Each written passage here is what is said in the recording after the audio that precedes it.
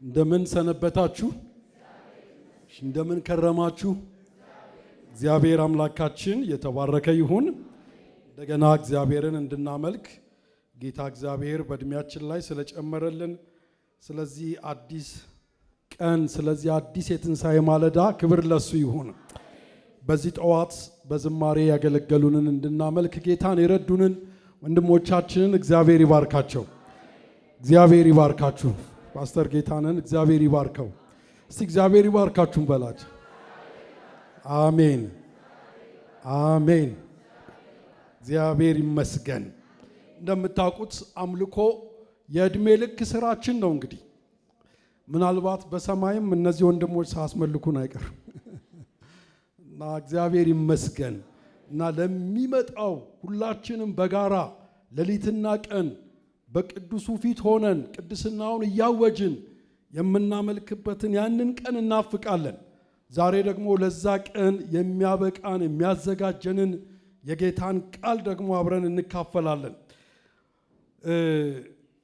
እንደምታውቁት ባለፈው ሳምንት ከጸሎት ጋራ በተያያዘ ከመዝሙረ ዳዊት የተመረጡ የመጽሐፍ ቅዱስ ክፍሎችን እየተመለከትን ነበር። ባለፈው ፓስተር ተስፋዬ ያንን ጀምሯል። ዛሬም እንቀጥላለን። መጽሐፍ ቅዱስ የያዝን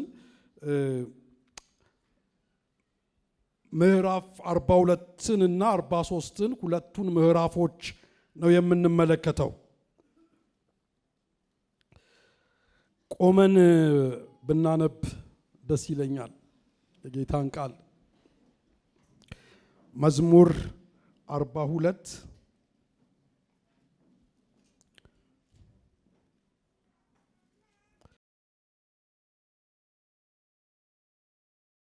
መዝሙር 42 እና 43 ነው። የመጀመሪያው 42 11 ቁጥሮች ነው ያሉት። እንደገና 43 ደግሞ 5 ቁጥሮች አሉት። ጠቅላላ 16 ቁጥር ነው የምናነበው። ሲጀምር እንደዚህ ይላል። ነፍሴ ሆይ ነፍሴ ወደ ሕያው አምላክ ተጠማች። መቼ እደርሳለሁ? የአምላኬንስ ፊት መቼ አያለሁ? ዘወትር አምላክህ ወዴት ነው ሲሉኝ እንባዬ በቀንና በሌሊት ምግብ ሆነኝ። ይህን ሳስብ ነፍሴ በእኔ ውስጥ ፈሰሰች። ወደ እግዚአብሔር ቤት ወደ ምስጋና መኖሪያ ስፍራ እገባለሁና። በዓል የሚያደርጉ ሰዎች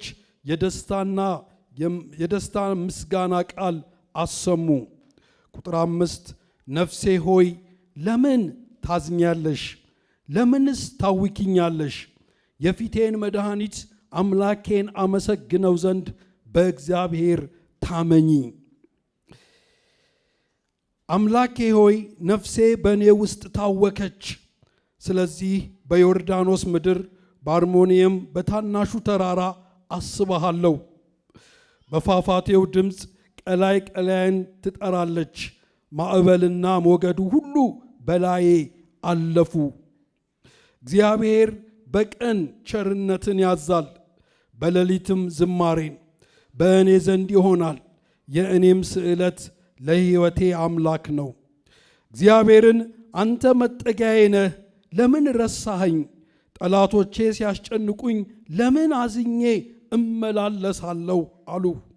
ቁጥር 10 ጠላቶቼ ሁል ጊዜ አምላክህ ወዴት ነው ባሉኝ ጊዜ አጥንቶቼ እየተቀለጣጠሙ ሰደቡኝ። ነፍሴ ሆይ ለምን ታዝኛለሽ? ለምንስ ታውኪኛለሽ?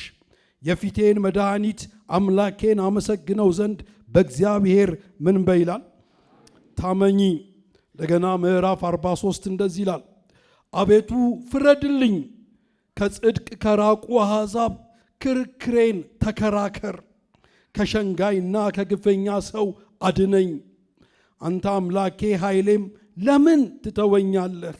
ጠላቶቼ ሲያስጨንቁኝ ለምን አዝኜ እመላለሳለሁ?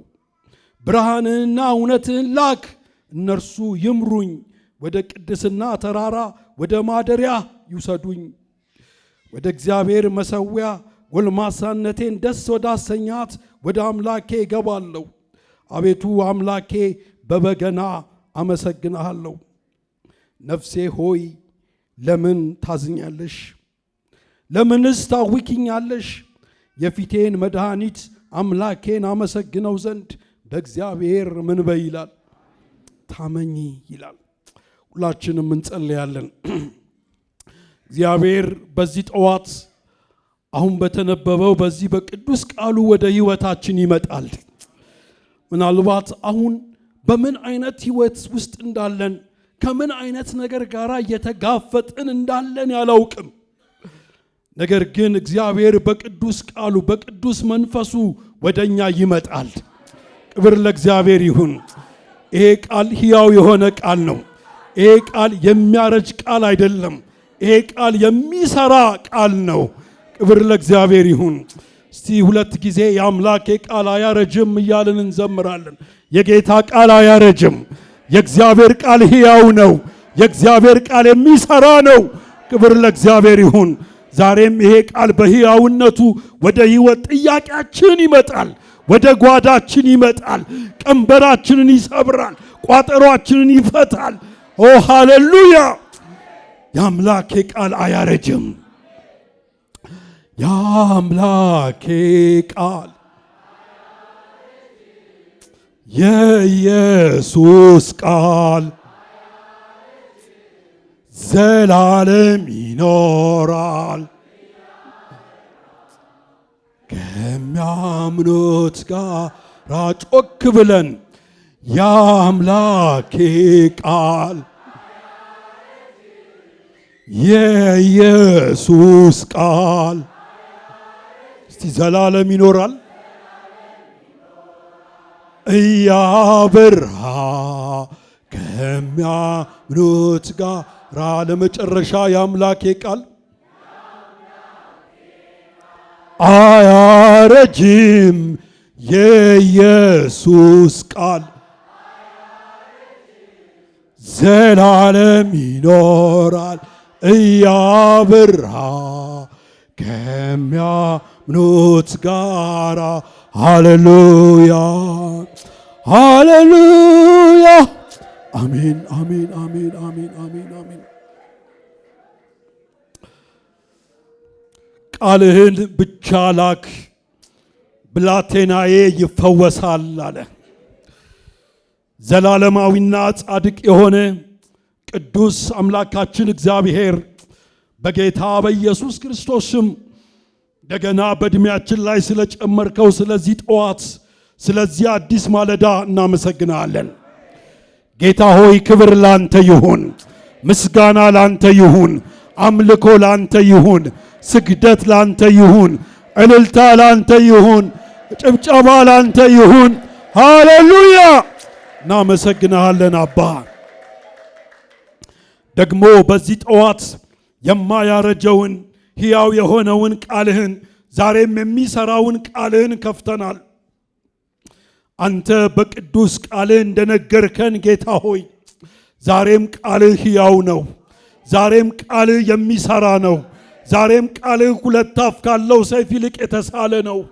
በዚህ ጠዋት ጌታ ሆይ ድምፅህን እንድትልክልን እንጸልያለን።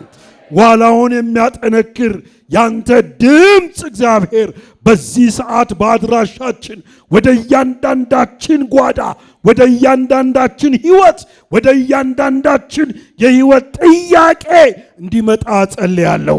ከሚመጣው መለኮታዊ ድምፅ የተነሳ የሕዝብ ቀንበር ይሰበር፣ የሕዝብ እንቆቅልሽ ይፈታ። እግዚአብሔር ሆይ ጠላት በጫንቃው ላይ የጫነው የትኛውም ቀንበር በኢየሱስ ስም የተሰበረ ይሁን። የቃልን ብርሃን አብራልን፣ የቃልን ደጆች ክፈትልን። እግዚአብሔር ጸልያለሁ ጌታ ሆይ ይኸው በቃል ማዕድ ዙሪያ በፊት ተቀምጠናል። ጌታ ሆይ ቃልህን እንድትቆርስልን በኢየሱስ ስም ጸለይኩኝ። ማንም ከድምፅህ በረከት አይዝለል። እግዚአብሔር ድምፅህ ያግኘን። በብዙ መንቀጥቀጥ በብዙ ፍርሃት እግዚአብሔር በፊትህ አለን። በዚህ ሰዓት ጌታ ሆይ በእኛ ላይ ስለተጠራው ስለ ክቡር ስምህ ብለህ እግዚአብሔር በቃልህ እንድታገኘን እጸልያለሁ። መንፈስህ ያነጋግረን። እግዚአብሔር ድምፅህን ላክልን። ሁሉ ለአንተ ክብር ይሁን በዚህ ጊዜ እንጸልያለን። ጌታ ሆይ በዚህ በትንሣኤ ማለዳ ስምህ በቅንነት በሚጠራበት በየትኛውም ስፍራ እንድትገኝ እንጸልያለን። በምድሪቱ ክበብ ላይ አንተ ንገስ። በዚህ ቀን እግዚአብሔር በክፋትና በአመፅ የሚወጡ የክፉ መናፍስት ኃይላት ሁሉ የመንፈስ እሳት ይብላቸው። በተልእኮ የሚመጡ በተልእኮ የሚገቡ የክፉ መናፍስት ኃይላት ሁሉ የመንፈስ እሳት ይብላቸው። ህልውና ይሰማን፣ መኖር ይታወቀን። በብዙ መንቀጥቀጥ በፊት አለን። ጌታ ሆይ ቀንበራችን ይሰበር። ሁሉ ላንተ ክብር ይሁን። እኔንም ባሪያህን እርዳኝ በኢየሱስ ክርስቶስ ድንቅ ስም አሜን፣ አሜን፣ አሜን።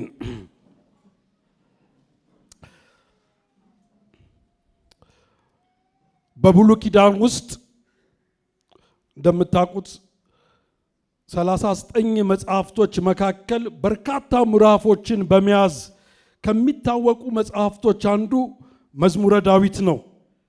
መዝሙረ ዳዊት 150 ምዕራፎች ሲኖሩት በርከት ባሉ ሰዎች ደግሞ የተጻፈ ነው እና ከነዚህ ውስጥ 70 የሚያሉ መጽሐፍቶች በመዝሙረኛው በዳዊት በራሱ የተጻፉ መጽሐፍቶች ናቸው። እነዚህ 73ቱ ምዕራፎች በተለያየ ርዕሰ ጉዳይ ላይ ማለት በማህበራዊ፣ በመንፈሳዊ፣ በኢኮኖሚ፣ በፖለቲካ ሁኔታዎች በቀጥታም ይሁን በተዘዋዋሪ የሚመለከቱ መልእክቶችን የያዙ መጽሐፍቶች ናቸው እና መልእክቶቹ ዘመን ተሻጋሪ መልእክቶች ናቸው። ከነዚህ ውስጥ ዛሬ አብረን የምንመለከተው ቅድም ከጸሎት በፊት ያነበብነው መዝሙር 42 ነው።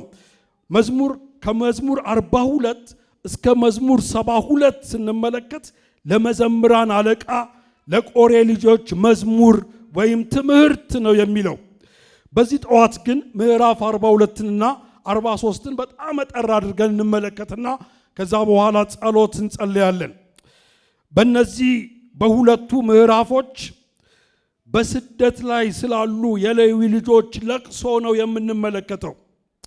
እንደዚህ ሁለቱ ምዕራፎች መዝሙረኛው በምን አይነት የህይወት ውጣ ውረድ ውስጥ እንዳለ እና ከዚህ ሁኔታ ውስጥ ደግሞ ለመውጣት ስላደረገው ነገር የሚተርክ መጽሐፍት ነው። ክፍሉን ስንመለከት መዝሙረኛው በትልቅ የህይወት ጥያቄ ውስጥ እንዳለ መመልከት እንችላለን። አሁን ስለ ሰዎች መረዳት የምትፈልጉ ከሆነ የትኛውም ሰው በምን አይነት ሁኔታ ውስጥ እንዳለ ማወቅ የምንፈልግ ከሆነ ከዛ ሰው ጋር ረጅም ጊዜ ማጥፋት አይጠበቅብንም። ጥቂት ደቂቃዎችን ከሱ ጋር አሳልፈን አንዳንድ ጥያቄዎችን ስንጠይቀው የሚመልስልን መልስ በምን አይነት ሁኔታ ውስጥ እንዳለ እንድንገነዘብ ያደርገናል። አሁን ድሉ የለም ጊዜው የለም እንጂ አሁን ስላላችሁበት ሁኔታ ለማወቅ ትንሽ ጊዜ ከእናንተ ጋር በውስጥ መረዳት አልቸገርም። ይህንን ክፍል ስንመለከት መዝሙረኛው በምን አይነት ሁኔታ ውስጥ እንዳለ በጣም ግልጽ የሆነ ሐሳብ ነው የተቀመጠው። ክፍሉን ስንመለከት መዝሙረኛው በትልቅ የህይወት ጥያቄ ውስጥ ገብቶ ነው የምናየው። ለነፍሱ ማለት ለራሱ ጥያቄ ያቀርባል። ለራሱ ነው ጥያቄ የሚያቀርበው ለነፍሱ። እንደገና ደግሞ ፊቱን ያዞርና ለእግዚአብሔርም ጥያቄ ያቀርባል። ለነፍሱ ጥያቄ ያቀርባል፣ ደግሞ ለማን ጥያቄ ያቀርባል? አይሰማኝም። ለእግዚአብሔር ደግሞ ጥያቄ ያቀርባል። ለምሳሌ ምዕራፍ 42 ቁጥር 11ን ተመልከቱ። እንደዚህ ይላል፣ ነፍሴ ሆይ ለምን ምን ታደርጊያለሽ? ታዝኛለሽ። እንደገና ምዕራፍ 42 ቁጥር 11ን ድገሙ። እንደዚህ ይላል፣ ለምንስ ታውኪኛለሽ ይላል። ስለዚህ የዚህ ሰው ነፍስ በምን አይነት ሁኔታ ውስጥ እንዳለች መረዳት ቀላል ነው ማለት ነው። ነፍሴ ሆይ ለምን ታዝኛለሽ? ለምንስ ታውኪኛለሽ ይላል። ነፍሴ ሲል የማንን ነፍስ ማለቱ ነው? አይሰማኝም። የራሱን ነፍስ ነው። ለራሱ ነው ጥያቄ የሚጠይቀው። እኔ አንዳንድ ጊዜ አበረታታችኋለሁ፣ ለራሳችንን መጠየቅ አለብን። ልክ ዳዊት እንዳደረገው ነፍሴ ሆይ ለምን ታዝኛለሽ? ለምን ትታወኪያለሽ? ይላል እና በሚያውክ በሚያስጨንቅ ሁኔታ ውስጥ እንዳለ መረዳት እንችላለን። ከዛ በኋላ ደግሞ ፊቱን ያዞርና እግዚአብሔርንም እንደዚህ ይለዋል፣ አንተ መጠጊያዬ ነህ፣ ለምን ትረሳኛለህ? ለምንድነው የምትረሳኝ? አንተ አምላኬ ነህ፣ ለምን ትተወኛለህ? ብሎ ደግሞ እግዚአብሔርን ይጠይቃል። ስለዚህ ነፍሱን ይጠይቃል፣ ደግሞ ማንን ይጠይቃል? አይሰማኝም። እግዚአብሔርን ይጠይቃል። ነፍሱን ይጠይቃል፣ እግዚአብሔርንም ይጠይቃል። ስለዚህ ይሄ ሰው በሁለት አስቸጋሪ ነገሮች መሃል ሆኖ የተጨነቀ ሰው ነው። ነፍሱ እየታወከች ነው፣ ነፍሱ እየተጨነቀች ነው። ደግሞ ከዚህ ሁኔታ ውስጥ ለመውጣት መፍትሄ ያደረገው ወደ እግዚአብሔር ዞሮ እግዚአብሔርን መጠየቅ ነው። እግዚአብሔርንም ደግሞ ይጠይቀዋል። ለምን ትረሳኛለህ? ለምን ትተወኛለህ? ብሎ ይጠይቃል። ምናልባት ዛሬ እንዲህ አይነት ጥያቄ ያለን ሰዎች፣ የነፍስ ጥያቄ ያለን ሰዎች፣ ከነፍስ ጥያቄ ለመላቀቅ ደግሞ ፊታችንን ወደ እግዚአብሔር አዙረን ለምን የምንል ሰዎች ዛሬ በዚህ ጠዋት መልእክት አለኝ። የሁላችሁ ለየትኛውም የህይወት ጥያቄያችን እግዚአብሔር መልስ አለው። ክብር ለእግዚአብሔር ይሁን። ግን ዳዊት ወይም መዝሙረኛው ያለበት ሁኔታ ግን በጣም ከባድ ነው። እስቲ ተመልከቱ። ነፍስ ስታዝን ምዕራፍ 42 ቁጥር 5 ላይ እንደዚህ ነው የሚለው። ነፍሱ እንዳዘነች ይናገራል። እንደገና ቁጥር 11ንም ተመልከቱ። ነፍሴ አዘነች ይላል።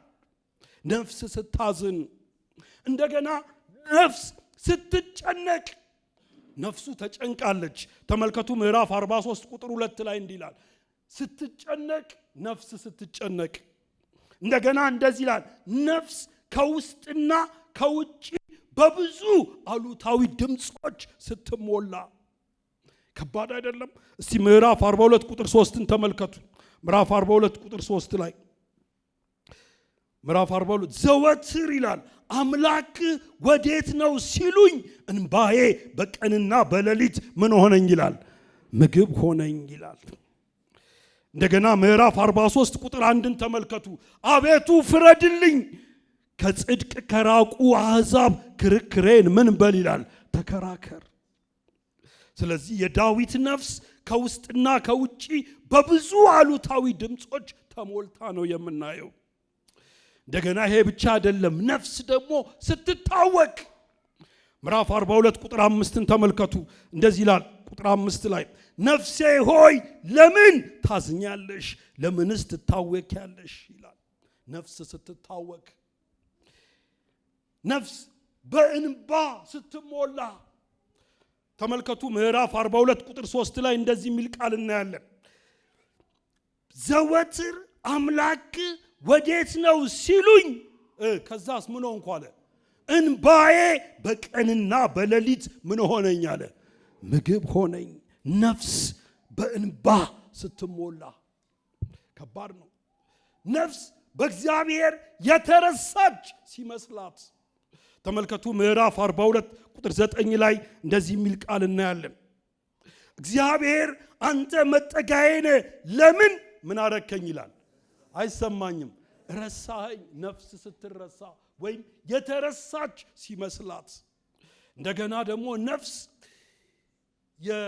ምንድነው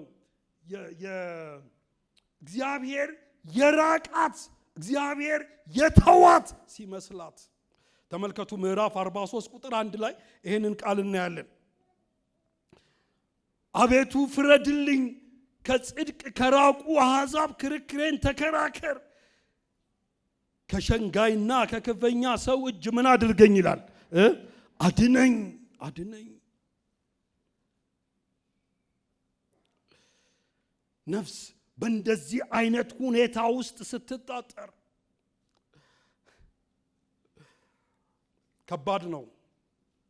አንዳንድ አማኞች በአንዳንድ አማኞች ሕይወት ውስጥ እንዲህ አይነት ነገር ተከስቶ ሲያዩ ወዲያውኑ ተነስተው ለመፍረድ ነው የሚፈልጉት።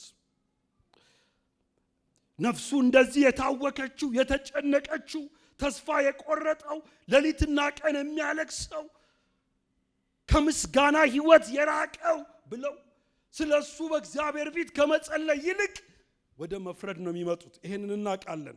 መንፈሳዊ ድካም ውስጥ ስለገባ ነው ይላሉ። መጸለይ ስለተወ ነው ይላሉ። ለጌታ ቃል ስለማይታዘዝ ነው ይላሉ። ከቤተ ክርስቲያን ምን ስለሆነ ነው? ስለራቀ ነው። አንዳንዶች ከዚህም አልፈው የማይገባ ቃል ሁሉ ይናገራሉ። አሁን መዝሙረኛው በእንደዚህ አይነት የህይወት አጣብቂኝ ውስጥ የገባው መንፈሳዊ ህይወቱ ስለደከመ ነው። እስቲ ንገሩኝ፣ ስለደከመ ነው? እስቲ ነው አይደለም? እርግጠኛ ናችሁ? ነፍሱ የታወከችው፣ ነፍሱ የተጨነቀችው፣ ሌሊትና ቀን ነፍሱ እንባ የምታፈሰው እግዚአብሔርን ፍረድልኝ እያለው እግዚአብሔር የተወው የመሰለው የረሳው የመሰለው ለምንድን ነው ስንል ይሄ ሰው መንፈሳዊ ህይወቱ ስለደከመ ነው። አንዳንድ ጊዜ እንደዛ ይመስለናል፣ ግን አይደለም። እንዳውም ተመልከቱ፣ መዝሙረኛው እነዚህም በሚመሳስል የህይወት ጥያቄ ተከቦ እግዚአብሔርን እንዲህ ነው የሚለው። እስቲ ምዕራፍ 42 ቁጥር 9ን ተመልከቱ። ምዕራፍ 42 ቁጥር 9 የሚገርም ቃል እናያለን። ምዕራፍ 42 ቁጥር 9 ላይ እንዲህ ይላል፣ እግዚአብሔርን አንተ ምንድነው ይለዋል? አይሰማኝም። እስቲ መጠጊያዬ ነህ በሉት። እግዚአብሔርን አንተ መጠጊያዬ ነህ ይለዋል። በእንደዚህ አይነት የነፍስ ጥያቄ ውስጥ ሆኖ እየታወቀ እየተጨነቀ እያለቀሰ እንባ እያለው እንደተረሳ እንደተዘነጋ እያሰበ ነገር ግን እንደዚህ ነው የሚለው፣ አንተ ምኔ ነህ? አይሰማኝም። አንተ መጠጊያዬ ነህ። እንደገና ምዕራፍ 43 ቁጥር 2ን ተመልከቱ። እንደዚህ ይላል፣ አንተ ምኔ ነህ ይላል። አይሰማኝም። አምላኬ ነህ። እንደገናስ ኃይሌ ነህ ይላል። ስለዚህ እንደዚህ ያለ ይሄ ሰው መንፈሳዊ ህይወቱ ደክሟል እንላለን አንልም። እስቲ ምዕራፍ 42 ቁጥር 6ን ተመልከቱ። ደግሞ በእንደዚህ አስቸጋሪ የህይወቱ ጣውረድ ውስጥ ሆኖ አንተን ብቻ ነው የማስበው ይላል። ተመልከቱ ቁጥር 6 ላይ ምዕራፍ 42 ቁጥር 6። ወደ ሌላ ክፍል አንሄድም፣ እዚህ ላይ ነው የምናተኩረው። አምላኬ ሆይ ነፍሴ በእኔ ውስጥ ታወከች። ስለዚህ በዮርዳኖስ ምድር በአርሞንኤም በታናሹ ተራራ ምን አረጋለሁ? እስቲ አስባለሁ በሉት። አስባለሁ ይላል። አምላኬ ነህ፣ አዳኜ ነህ፣ ኃይሌ ነህ። ምንም ነፍሴ ብትታወቅ ብትጨነቅ በብዙ የህይወት ጥያቄ ብታጠርም አንተን ምን አረጋለሁ? አይሰማኝም። አስባለሁ። እግዚአብሔር እንዲህ አይነት ልብ ይስጠን። ነፍስ ወገኖቼ ስታዝን፣ ነፍስ ስትጨነቅ፣ ነፍስ ከውስጥና ከውጪ ብዙ አሉታዊ ድምጾችን ስትሰማ ስትታወክ፣ እንባ ሲላት፣ ፈጣሪዋ የረሳት የተዋት ሲመስላት፣ በዚህ ጊዜ ውስጥ ወገኖቼ መድኃኒት ያለው በእግዚአብሔር ዘንድ ነው። አንተ አለ አምላኬ ነህ፣ አንተ መድኃኒቴ ነህ፣ አንተ ኃይሌ ነህ። አንተን ምን አደርጋለሁ አለ? አስብሃለሁ አለ። እግዚአብሔር ደስ በሚያሰኝ መንፈሳዊ ህይወት ውስጥ የተጓዝን ነፍሳችንን የሚያስጨንቅ ነፍሳችንን የሚያውክ የህይወት ውጣ ውረድ ውስጥ ልንገባ እንችላለን ወገኖች። በየሳምንቱ ያለማቋረጥ የጌታን ፊት ለመፈለግ ወደ ቤተ ክርስቲያን እየመጣን የተለያየ ስፍራ እየሄድን እያመለክን እየዘመርን በጣም በጥንቃቄ ህይወታችንን እየመራን ነፍሳችን ልትታወክ ሲመልሱልኝ ትችላለች። ለምን አላውቅም፣ ግን በእንደዚህ አይነት ሁኔታ ውስጥ ያለፈ ሰው ከእንደዚህ አይነት ሁኔታ ውስጥ ለመውጣት የተጠቀመበትን መንገድ እናያለን። አንዳንዴ እንደዛ ይሆናል። ምንድነው ያደረኩት? ነፍሴ እንደዚህ የምትታወከው የምትጨነቀው ከጽድቅ የራቁ ሰዎች አፋቸውን በእኔ ላይ የሚለቁት ለምንድን ነው ብለን እንጠይቃለን። ይህን ጥያቄ ደግሞ እንዲመልስ ፊታችንን ወደ እግዚአብሔር እናዞርና ለምን ረሳኸኝ፣ ለምን ተውከኝ እንላለን። አንተ አምላኬ ሆነ፣ አንተ ኃይሌ ሆነ፣ አንተ መጠጊያዬ ሆነ እያገለገልኩ እየዘመርኩ እያመለኩ እየሰጠው የተቻለኝን ያህል ጥንቃቄ እያደረግኩ ለምን ብለን እንጠይቃለን። አንዳንድ ጊዜ አይገባንም። ሰው ስለደከመ በመንፈሳዊ ህይወቱ ስለደከመ ብቻ አይደለም ነፍሱ የሚያዝ ነው። በጥሩ መንፈሳዊ ህይወት ውስጥ ሆኖ ምን ሊሆን ይችላል? ሊታወክ ይችላል፣ ሊያዝን ይችላል። እግዚአብሔርን አንተ መጠጊያዬ ነህ፣ አንተ አምላኬ ነህ፣ አንተ ኃይሌ ነህ እያልን ወገኖቼ በልብ ስብራት ውስጥ ልንገባ እንችላለን። ግን ከእንደዚህ አይነት ሁኔታ ውስጥ ለመውጣት መዝሙረኛው ምንድነው ያደረገው ነገር?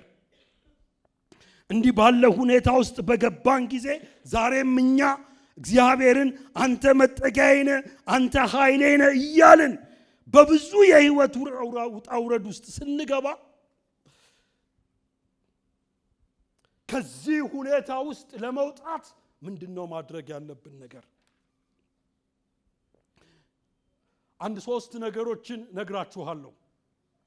ይኸውላችሁ እነዚህ ነገሮች በጣም መሰረታዊ ነገሮች ናቸው። ብዙ ሰው ልቡ ሲታወክ፣ ልቡ ሲያዝን፣ ልቡ ሲጨነቅ፣ እንባ ሲለው፣ ነገር ሲከብድበት ከዚህ ሁኔታ ውስጥ ለመውጣት ሌላ አማራጭ ይወስዳል። ጠላትም እንደዛ እንድናደርግ ነው የሚፈልገው።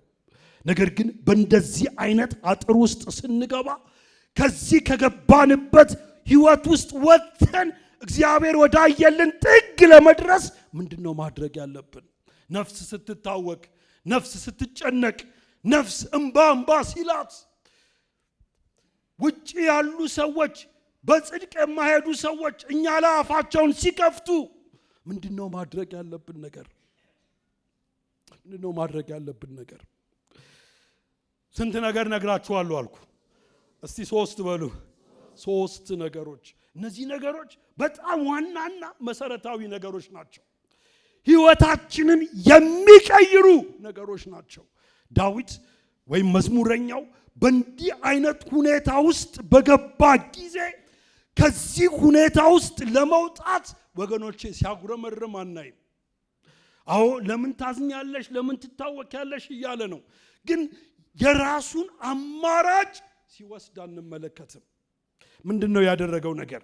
አንደኛ ጌታ እግዚአብሔርን ከልቡ ወይም ወደኛ እናምጣውና እንደዚህ ልበል፣ ጌታ እግዚአብሔርን ከልባችን ከውስጣችን በጉጉት እሱን መፈለግ ነው።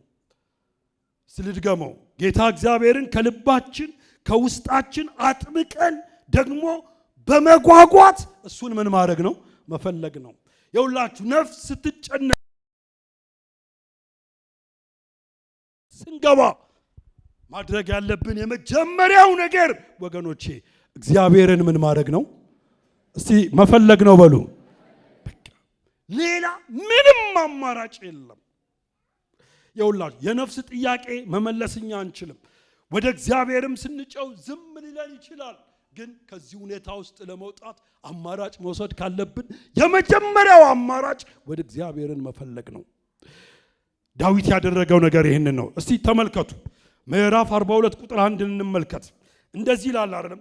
ዋላ ወደ ውሃ ምንጭ እንደሚናፍቅ ይላል፣ አቤቱ እንዲሁ ነፍሴ ምን ሆነች ይላል፣ ወደ አንተ ምን ታረጋለች? አይሰማኝም፣ ትናፍቃለች። ገርመኛል። ይሄ ሰው እንዲህ እኮ ሲል በምን አይነት ሁኔታ ውስጥ ሆኖ ነው? ነፍሱ ተጨንቃ፣ ነፍሱ አዝና፣ ነፍሱ በእንባ ተሞልታ፣ ነፍሱ የፍርድ ያለ እያለች ባለችበት ሁኔታ ውስጥ ነው። ከዚህ ሁኔታ ውስጥ ግን ለመውጣት የወሰደው የመጀመሪያው እርምጃ ማንን መፈለግ ነው? አይሰማኝም፣ እግዚአብሔርን መፈለግ ነው። ተመልከቱ፣ እንዲህ ይላል፣ ዋላ ይላል አይደል?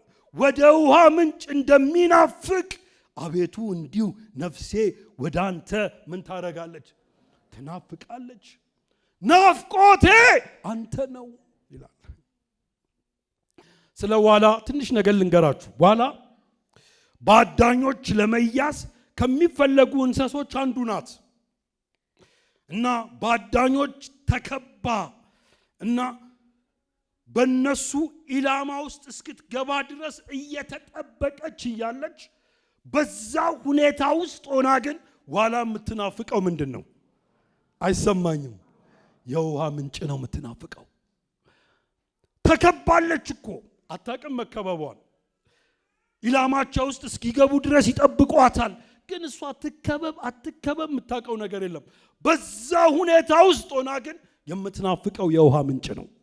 ዳዊት ይሄንን ምሳሌ ይጠቀምና እንደዚህ አለ፣ ዋላ ወደ ውሃ ምንጭ እንደሚናፍቅ አቤቱ እንዲሁ ነፍሴ ወደ አንተ ምን ታረጋለች አለ፣ ትናፍቃለች።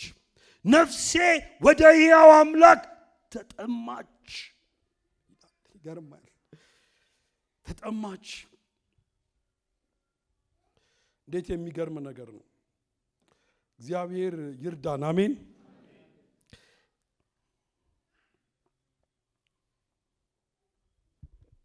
ይህንን ክፍል ስመለከት ራሴን አንድ ጥያቄ ነው የጠየቅኩት። ማለት በውስጡና በውጩ እንደዚህ ተጠምደን ተከበን በተለያዩ የህይወት ጥያቄዎች ታጥረን እንዲህ ባለ መስገብገብ፣ እንዲህ ባለ ረሃብ፣ እንዲህ ባለ ጥማት፣ እንዲህ ባለ ናፍቆት ለምንድን ነው ዳዊት አምላኩን የናፈቀው? ተመልከቱ። ነፍሱ ጥያቄ አላት። ለነፍሱ ጥያቄ መመለስ አልቻለም። ደግሞ ለነፍሱ ጥያቄ መልስ አለ ብሎ እግዚአብሔርን ሲጠይቅ እናያለን። እግዚአብሔርም መልስ አልሰጠውም። ግን በእንዲህ አይነት ሁኔታ ውስጥ ሆኖ የነፍሱ ጥማት፣ የነፍሱ ረሃብ፣ የነፍሱ መጓጓት ማንን መፈለግ ነው?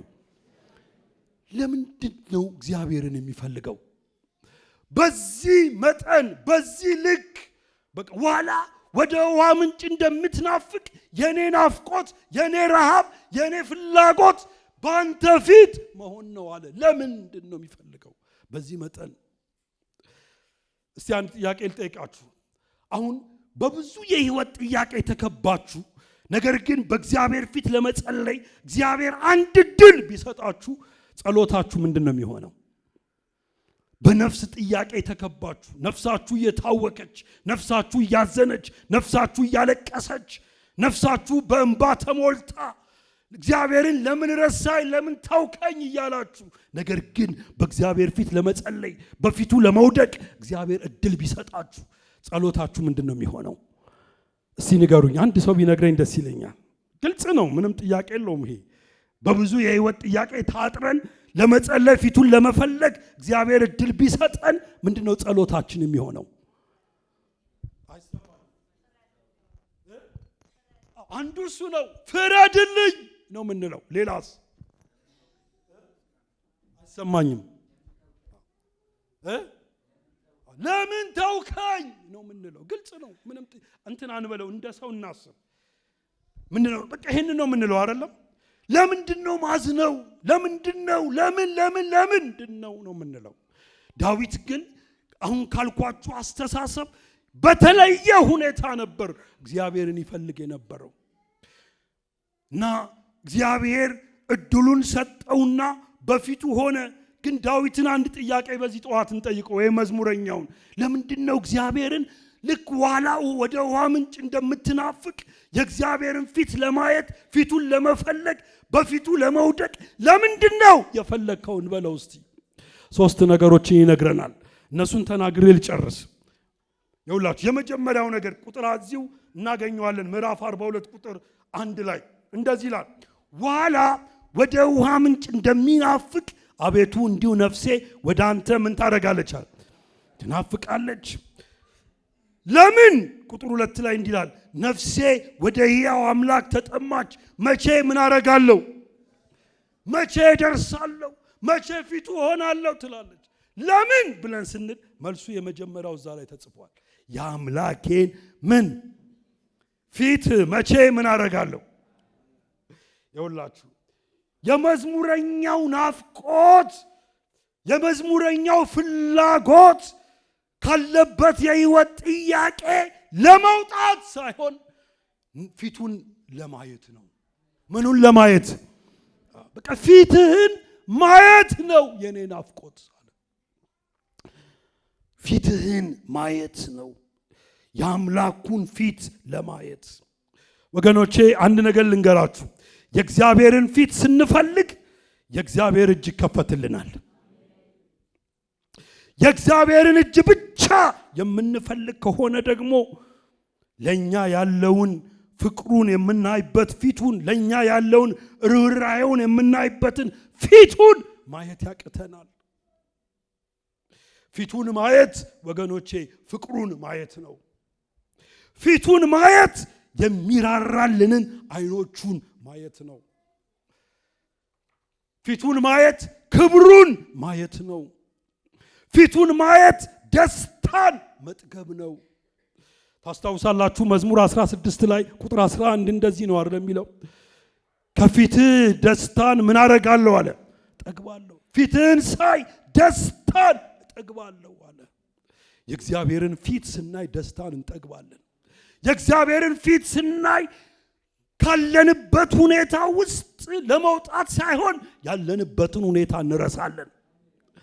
ስለዚህ ዳዊት በእንዲህ አይነት የህይወት ጥያቄ ታጥሮ በናፍቆት በብዙ መጓጓት በቃ እናፍቃለሁ የሚለው ለምንድን ነው ብትሉ የእግዚአብሔርን ፊት ምን ለማድረግ ነው? አይሰማኝም ለማየት። ገርመኛል። መቼ ነው ይላል እኮ እዚህ ላይ እንደዚህ ብሎ ይናገራል አይደለም? ቁጥር 2 ላይ የአምላኬን ፊት መቼ አያለሁ? የኔ ናፍቆት፣ የኔ ረሃብ፣ የኔ ጥማት የአምላኬን ፊት ማየት ነው። ወገኖች የእግዚአብሔርን ፊት ስናይ ነገሩን ሁሉ እንረሳለን። ዋው! ናፍቆታችን የእሱን ፊት ማየት ይሁንልን። የሁላችሁ ነግራችኋለሁ እንደ አገልጋይ በዚህ ጠዋት በብዙ የህይወት ጥያቄ ልትከበቡ ትችላላችሁ። ነገር ግን የእግዚአብሔርን ፊት ለመፈለግ እግዚአብሔር እድል ከሰጣችሁ ተንበርክካችሁ እንደዚህ በሉት፣ ጌታ ሆይ ይህንን የሚያውከውን፣ ይህንን የሚያስጨንቀውን፣ ይህንን የከበበኝን ነገር አንሳልኝ አይደለም ማለት ያለባችሁ። እባክህን ፊትህን አብራልኝ፣ እባክህን ፊትህን ልይ በሉት። የእግዚአብሔርን ፊት ስታዩ ነገር ዓለሙን ትረሱታላችሁ። በሱ ፊት ውስጥ ደስታ አለ። ዋው እንዴት ደስ ይላል! የሚራሩልንን እነዛን አይኖች ስንመለከት ፊቱን ስናይ እንጠግባለን። ፊቱን ስናይ እንረካለን።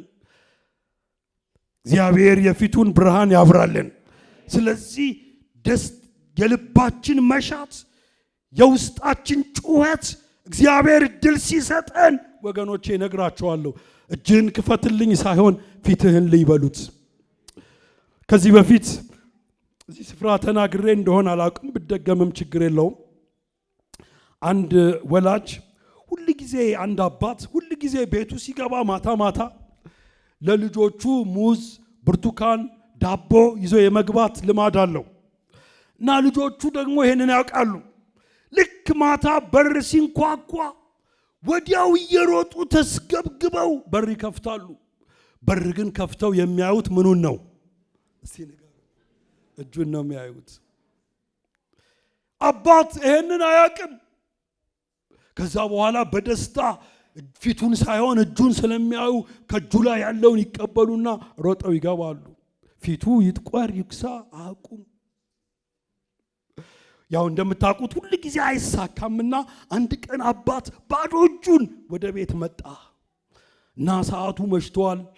እየጠበቁት ነው በጣም በመጓጓት። ምንድነው ቆየብን እያሉ የናፈቁ ይጠብቁታል። ግን ምኑን ለማየት? አይሰማኝም፣ እጁን ለማየት።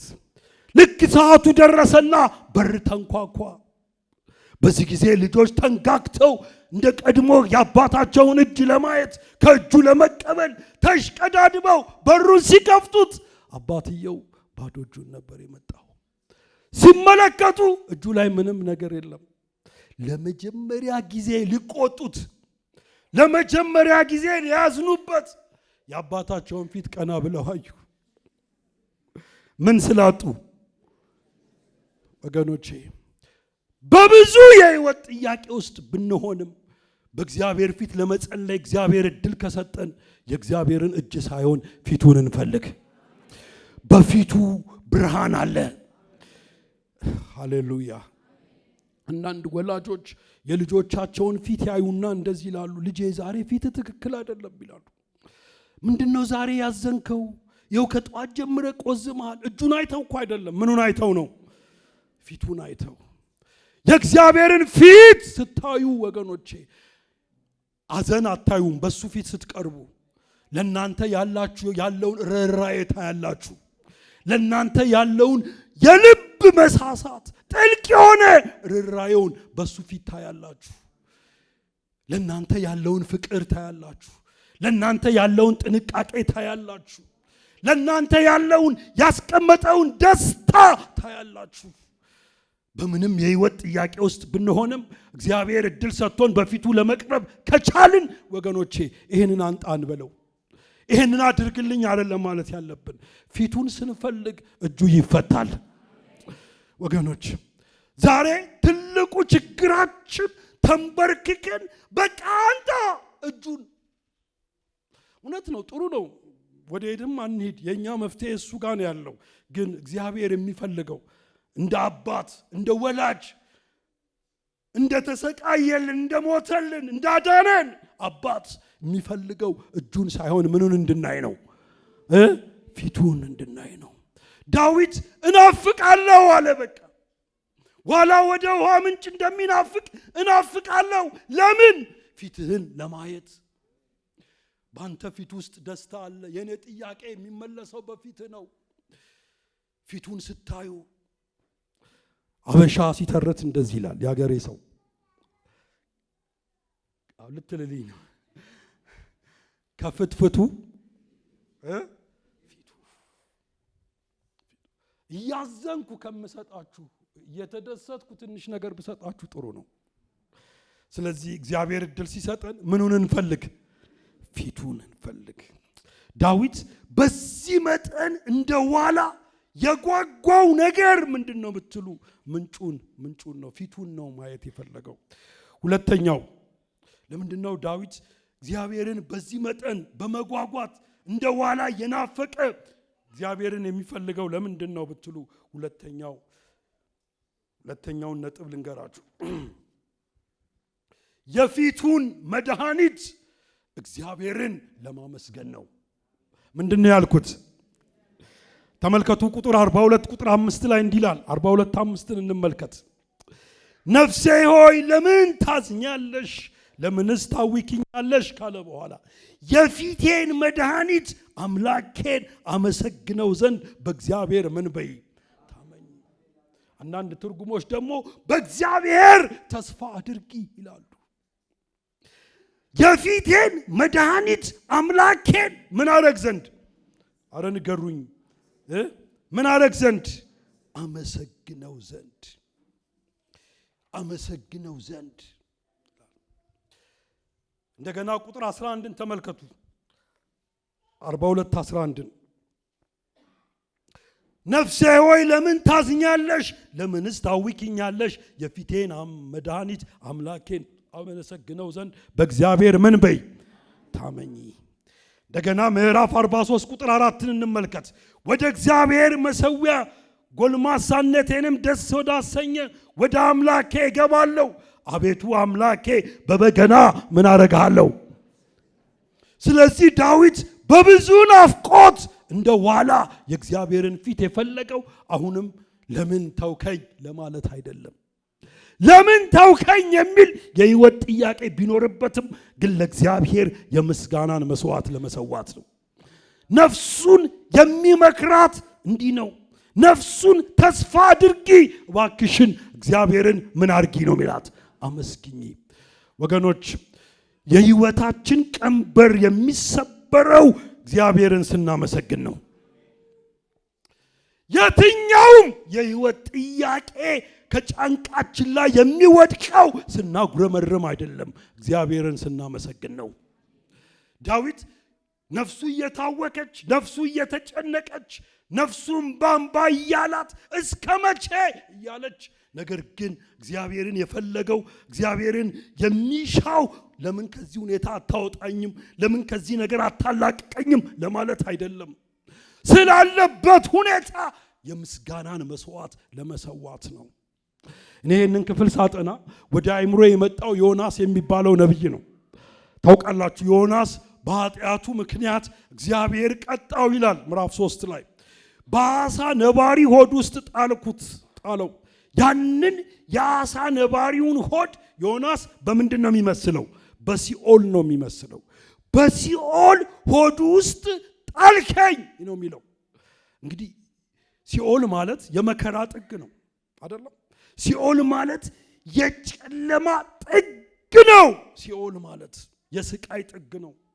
ግን በዚህ ሁኔታ ውስጥ ሆኖ ዮናስ ሶስተኛው ምዕራፍ ላይ እንደዚህ አለ፣ እኔ ግን የምስጋናን ቃል ምን አደርግልሃለሁ አለ፣ እሰዋልሃለሁ። ልንገራችሁ፣ በዚህ ጠዋት አባቶቻችን እግዚአብሔርን ከዙፋኑ ያስነሱት በሕይወታቸው ባጠራቸው መከራ ውስጥ ሆነው ለእግዚአብሔር ምስጋና በመሰዋት ነው። እግዚአብሔርን በማመስገን ብዙ ጥያቄዎች አይምሯችንን እያቋረጠ ሲያልፍ፣ የምንፈልገው ነገር በፍጥነት ከኛ ሲርቅ፣ ሰዎች ከኋላ ተነስተው ሲቀድሙን፣ ነገር ሲዘበራረቅ፣ ነፍስ ስትታወቅ ስትጨነቅ፣ እግዚአብሔር ፊቱን ለመፈለግ እድል ከሰጠን ወገኖቼ ነግራችኋለሁ፣ ለምን ከዚህ ሁኔታ አታወጣኝም አንበለው። ፊቱን እንፈልግ። ፊቱን ደግሞ እያየን እግዚአብሔርን ምን እናርገው? እናመስግነው።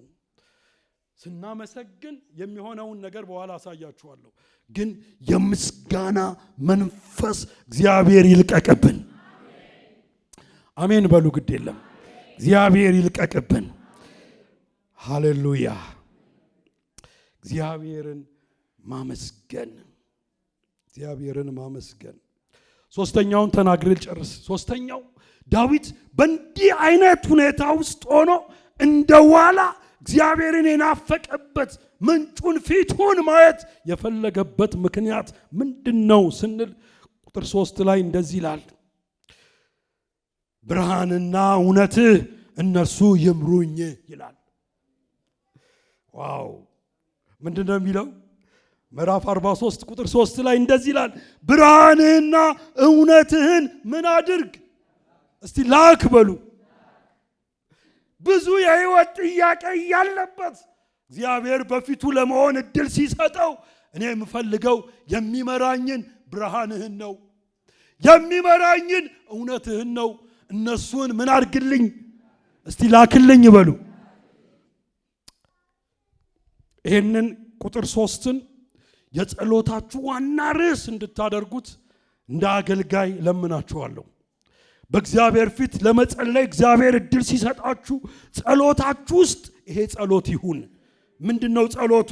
ብርሃንህና እውነትህን ምን አድርግ? እስቲ ላክ በሉ።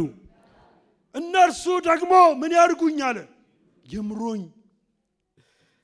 እስቲ የእግዚአብሔር ብርሃን የእግዚአብሔር እውነት ወዴት ነው የሚመራው?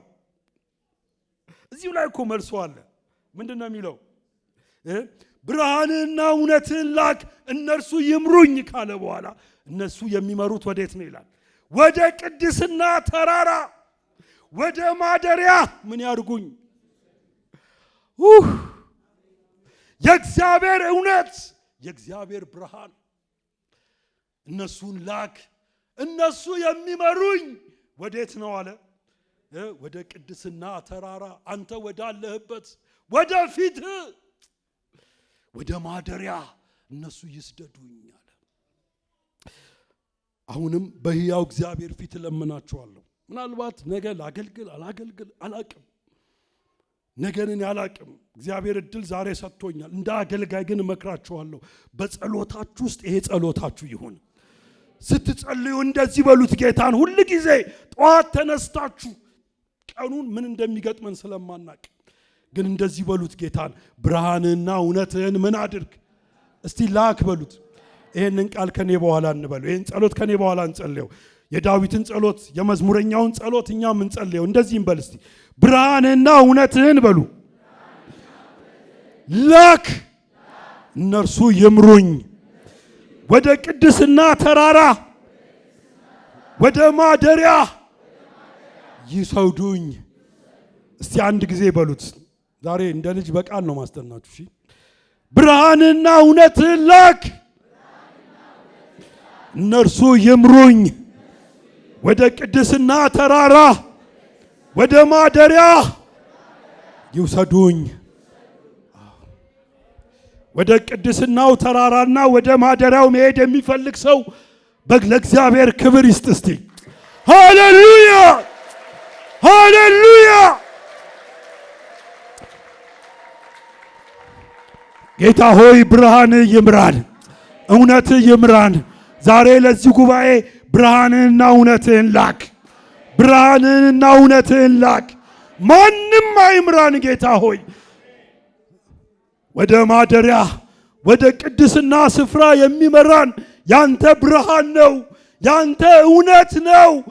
ለምንሃለው እግዚአብሔር ሆይ ከዚህ በኋላ ላሉን ቀናቶች ብርሃንና እውነት ይምራን። ሃሌሉያ። ይህንን ምዕራፍ ሳጠቃልል አንድ ነገር ተናግሬ ልጨርስ።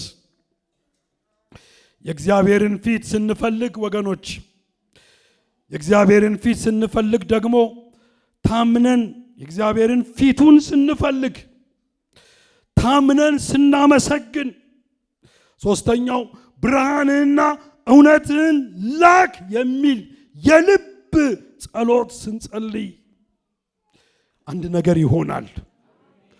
አንድ ነገር ይሆናል። የሁላችሁ ፊቱን ስንፈልግ ታምነን ስናመሰግን እግዚአብሔር እድል ሰጥቶን ጸሎታችን ደግሞ ብርሃንህንና እውነትህን ላክ ስንል እግዚአብሔር በጣም ከመደሰቱ የተነሳ ከዙፋኑ ላይ ከመለኮት አንድ ትእዛዝ ይወጣል። ይህንን ትእዛዝ መስማት የሚፈልግ ሰው እስቲ ይህ ትእዛዝ ዛሬ በዚህ ጠዋት ለዚህ ጉባኤ ይላካል። ክብር ለጌታ ይሁን። ከመለኮት ትእዛዝ ይወጣል። ፊቱን ስንፈልግ ታምነን ስናመሰግን እውነትና ብርሃንን ላክ ስንል ምንድነው የሚወጣው ትእዛዝ? አንድ ትእዛዝ ይወጣል። ዛሬ እግዚአብሔር በዚህ ጠዋት ወገኖቼ እየጠበቀሽ ያለው ልንገራችሁ ፊቱን ስንፈልግ ድረስ ነው። ታምነን እስክናመሰግነው ነው። ነገሩ ዓለሙን ሁሉ ረስተን ብርሃንና እውነትን ላክ እስክንለው ነው። በዚህ አይነት መንፈሳዊ ህይወት ውስጥ ስንገባ ከመለኮት አንድ ትእዛዝ ይወጣል።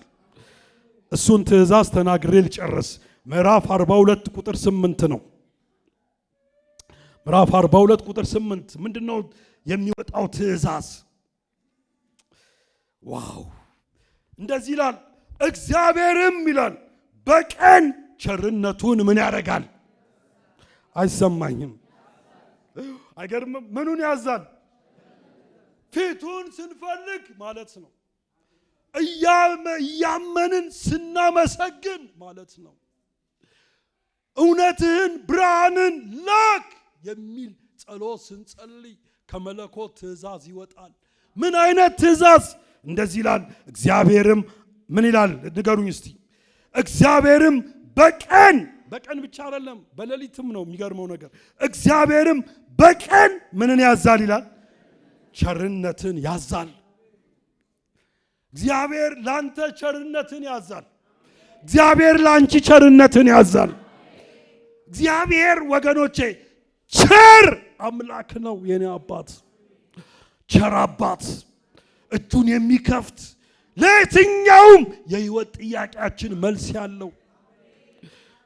ምናልባት ዛሬ በቢዝነስ የምንቸገር፣ በጤና የምንቸገር፣ በልጆች የምንቸገር፣ በትዳር የምንቸገር፣ በብዙ የህይወት ጥያቄ የታጠርን ሰዎች፣ ከዚህ የተነሳ ነፍሳችን የምትጨነቅ የምትታወቅ ሰዎች፣ እናንተ የእግዚአብሔርን ፊት ፈልጉ እንጂ እናንተ ታምናችሁ እግዚአብሔርን አመስግኑት እንጂ እናንተ እድል በሰጣችሁ ጊዜ ብርሃንን እውነትን ላክ በሉት እንጂ። የኔ ጌታ ከመለኮት ትእዛዝ ያወጣል። ምን አይነት ትእዛዝ? እግዚአብሔር በቀን በትይዩ ላንተ ቸርነትን ያዛል። እግዚአብሔር ቸርነትን ያዛል። የሁላችሁ ከዚህ ስንወጣ ለየትኛውም ድምፅ እንደዚህ በሉት። ለምታስጨንቅ ለሚያውካችሁ ነገር እንደዚህ በሉት። ዛሬ እግዚአብሔር ከመለኮት ትእዛዝ ያወጣል በሉት። ምን አይነት ትእዛዝ? ለዛውም ያ ትእዛዝ የሚወጣው ወገኖቼ በድብቅ አይደለም። በምንድን ነው ይላል? በቀን በቀን ጠላቶቻችን እያዩ በቀን እግዚአብሔር ትእዛዝ ያወጣል። ዋው! ምን አይነት ትእዛዝ ነው የሚወጣው? በቀን እግዚአብሔር ቸርነትን ምን ያደርጋል? ያዛል። በቀን ብቻ አይደለም፣ በቀን ግን ቸርነትን ያዛል። ዘዳግም 28 ቁጥር 8 ላይ ወደ አይምሮዬ ስለመጣ ነው ላንብበው። እንደዚህ ይላል፣ እግዚአብሔር ይላል በረከቱን ሁሉ ባንተ ላይ በጎተራ ላይ በእጅ ሥራ ላይ ሁሉ እንዲወርድ ያዛል። አምላክን እግዚአብሔር በሚሰጥ ምድር ይባርካል። እግዚአብሔር ትእዛዝ ያወጣል። ሁለተኛው በቀን ብቻ አይደለም፣ ደግሞ በሌሊት የሚሆነውን እንመልከት። እንደዚህ ይላል ቁጥር 8 ላይ እግዚአብሔር በቀን ቸርነትን ያዛል ካለ በኋላ በሌሊትም ዝማሬ በእኔ ዘንድ ምን ይሆናል አለ። ይሆናል በሉ እስቲ። የሁላችሁ በሌሊት ሌሊት የከባድ ህይወት ምሳሌ ነው። ሌሊት የከባድ ኑሮ የከባድ ህይወት ምሳሌ ነው። ግን በዚህ ጊዜ አለ ዳዊት መዝሙር በኔ ዘንድ ይሆናል አለ። እግዚአብሔርን የማመሰግንበት መዝሙር በኔ ዘንድ ይሆናል አለ። ክብር ለእግዚአብሔር ይሁን። ዛሬ ነፍሳችሁ የምታውካችሁ፣ ነፍሳችሁ የምታስጨንቃችሁ፣ ነፍሳችሁ እንደ ዳዊት ሌሊትና ቀን እንባ እንባ የሚያሰኛችሁ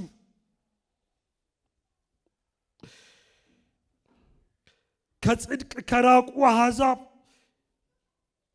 ከምትሰሙ ድምፅ የተነሳ ተስፋ የቆረጣችሁ ሰዎች እግዚአብሔር በዚህ ጠዋት እንዲህ ነው የሚላችሁ፣ በቀን ቸርነቴን አዛለሁ ይላችኋል። በሌሊት መዝሙር ባንተ ዘንድ ይሆናል ይላል እግዚአብሔር። በዚህ ሁኔታ በትዕዩአችን እጁን ለመክፈት እንዲህ ነው እያለን ያለው። በዚህ ጠዋት ፊቴን ፈልጉ፣ ታምናችሁ አመስግኑኝ፣ ደግሞ ብርሃንና እውነትን ምን በል ላክ በሉት ይላል። እስቲ ሁላችንም እንጸልያለን። ጸልይ፣ ጌታን እያመሰገንን እንጸልይ።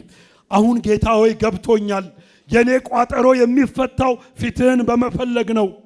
የኔ ቋጠሮ የሚፈታው ለኔ ትእዛዝ የሚወጣው ለኔ እጅ የሚከፈተው ስታወቅ ስጨነቅ ሳለቅስ አይደለም፣ ፊትህን ስፈልግ ነው፣ ሳመሰግን ነው በሉት። በእንደዚህ አይነት የህይወት ውጣ ውረድ ውስጥ ያላችሁ ሰዎች እግዚአብሔር ጸሎታችንን ይሰማል። ጌታን አመስግኑት ወገኖች። አሁን የምራበው ፊትህን ነው በሉት። በቃ ፊትህን ብቻ አብራልኝ በሉት። የፊቱን ስናይ እንጠግባለን። ከፊትህ ደስታን እጠግባለሁ አለ ዳዊት። የእግዚአብሔርን ፊት ስናይ እንጽናናለን። በፊቱ ውስጥ ርኅራኄ አለ፣ በፊቱ ውስጥ ደስታ አለ። ፊትህን ነው የምፈልገው በሉት። በዚህ ወር ግንቦት ወር እየጸለይን ነው ያለ ነው። እግዚአብሔር ረድቶን እየጸለይን ያለ ነው። ምናልባት ከዚህ በኋላ ጸሎታችን በዚህ መንገድ እንዲሆን ነው ማስበው ነኝ። የእግዚአብሔርን ፊት ለመፈለግ ታምነን ለማመስገን ጸልይ።